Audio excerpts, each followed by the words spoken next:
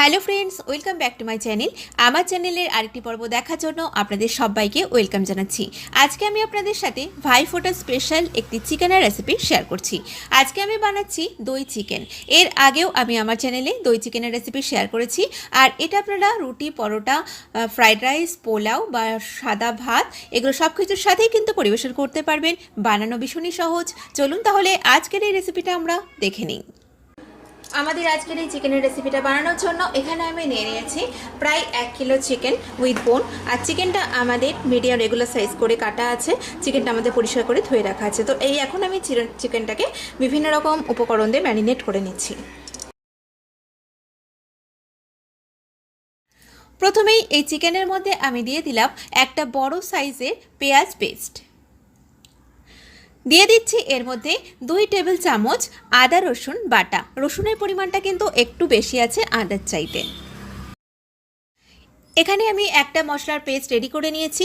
এখানে আছে আমার প্রায় 7টা থেকে 8টা কাজু বাদাম রয়েছে। এখানে হাফ টেবিল চামচ পোস্ত আর হাফ টেবিল চামচ চারমগজ, তিনটে একসাথে পেস্ট করা আছে সামান্য পরিমাণে একটু জল দিয়ে। এটা দিয়ে দিলাম চিকেনের মধ্যে। এর মধ্যে আমি দিয়ে দিচ্ছি এই রেসিপির আর একটা প্রধান উপকরণ টক দই। এখানে আমি প্রায় 200 গ্রাম মতো টক দই নিয়েছি, এটা দিয়ে দিলাম। যেহেতু এটা দই চিকেন তাই জন্য কিন্তু দইয়ের পরিমাণটা একটু বেশি লাগবে। এখন আমি এর মধ্যে কিছু গুঁড়ো মশলা দিয়ে দিচ্ছি এর মধ্যে প্রায় 1.5 চা চামচ মতো ধনে গুঁড়ো, 1 চা চামচ দিয়ে দিলাম রেড চিলি পাউডার। আপনারা ঝালের পরিমাণটা নিজেদের স্বাদ মতো অ্যাড করবেন। দিয়ে দিচ্ছি এর মধ্যে স্বাদ মতো লবণ। প্রায় 5টা থেকে 6টা চেরা কাঁচা লঙ্কা দিয়ে দিলাম।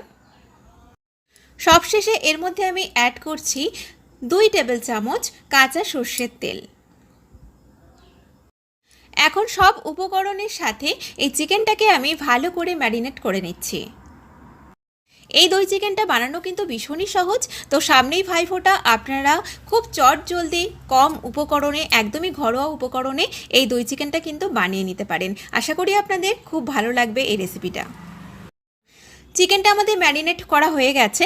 তো এখন আমি এই চিকেনটাকে কমপক্ষে 1.5 থেকে 2 ঘন্টা ঢাকা দিয়ে রেখে দিচ্ছি রুম টেম্পারেচারে। প্রায় 1.5 থেকে 2 ঘন্টা পরে এখন গ্যাসে একটা আমি কড়াই বসিয়ে দিয়েছি। এর মধ্যে দিয়ে দিলাম 2 টেবিল চামচ রিফাইন্ড তেল। আপনারা চাইলে সর্ষের তেল ব্যবহার করতে পারেন। এখন আমি এর মধ্যে ফোড়ন দিচ্ছি 2 টুকরো দারচিনি, একটা তেজপাতা, 3টে এলাচ, 4টে লবঙ্গ। এই ফোড়নটাকে আমি কয়েক সেকেন্ড ফ্রাই করে নিচ্ছি। ফোড়নটা আমাদের ফ্রাই হয়ে গেছে। এবারে এর মধ্যে আমি দিয়ে দিলাম 2টো মিডিয়াম সাইজের কুচানো পেঁয়াজ। পেঁয়াজটাকে এখন ভেজে নেব। পেঁয়াজটা ভাজার সময় দিয়ে দিলাম সামান্য পরিমাণে একটুখানি লবণ।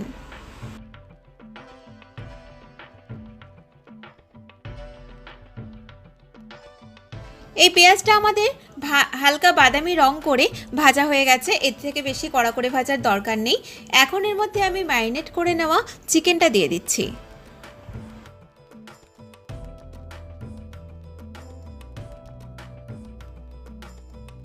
এই চিকেনটাকে ভালো করে একটু তেলের মধ্যে নেড়ে নিলাম।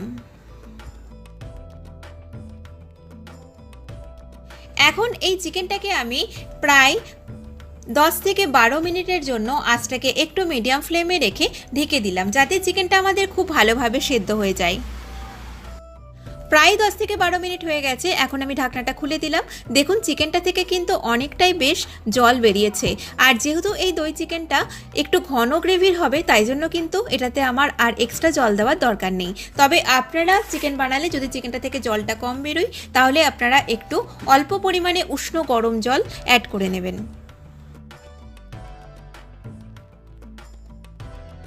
দিয়ে দিচ্ছি এর মধ্যে হাফ চা চামচ আধ ভাঙা করে নেওয়া গোলমরিচ। আর দিয়ে দিলাম এর মধ্যে হাফ চা চামচ চিনি। যেহেতু এর মধ্যে টক দইয়ের পরিমাণটা বেশি দিয়েছি তাই টক মিষ্টির ব্যালেন্সটা ঠিকঠাক করার জন্য আমি একটু এর মধ্যে চিনি অ্যাড করলাম। ভালো করে চিকেনটাকে একবার নেড়ে নিয়ে এখন এটাকে আমি আবারও প্রায় 7 থেকে 8 মিনিটের জন্য ঢেকে দিলাম। প্রায় 7 থেকে 8 মিনিট হয়ে গেছে। এই চিকেনটা কিন্তু আমাদের প্রায় তৈরি হয়ে এসেছে। দেখুন চিকেনটা আমাদের খুব সুন্দরভাবে সেদ্ধ হয়ে গেছে আর গ্রেভিটাও একদম ঠিকঠাক আছে। এই গ্রেভিটা ঠান্ডা হলে আরও একটু বসে যাবে। এখন নামানোর আগে এর মধ্যে দিয়ে দিলাম হাফ চা চামচ গরম মশলা পাউডার আর দিয়ে দিচ্ছি একটু কুচানো ধনেপাতা। আপনারা চাইলে এর মধ্যে কাসুরি মেথি ব্যবহার করতে পারেন। তাহলে দেখলেন তো কত সহজে আমাদের তৈরি হয়ে গেল দই চিকেনের এই রেসিপি। তো আমার আজকের এই ভিডিওটা যদি আপনাদের ভালো লেগে থাকে তাহলে প্লিজ আমার ভিডিওটাতে লাইক করবেন, শেয়ার করবেন আর আমাকে কমেন্ট করে জানাবেন রেসিপিটা আপনাদের কেমন লেগেছে। আর অবশ্যই নিত্য নতুন রেসিপি পাওয়ার জন্য আমার চ্যানেলটিকে সাবস্ক্রাইব করবেন। সবাই ভালো থাকবেন, সুস্থ থাকবেন। আমি আবারও হাজির হব নতুন কোনো রেসিপি নিয়ে। নমস্কার।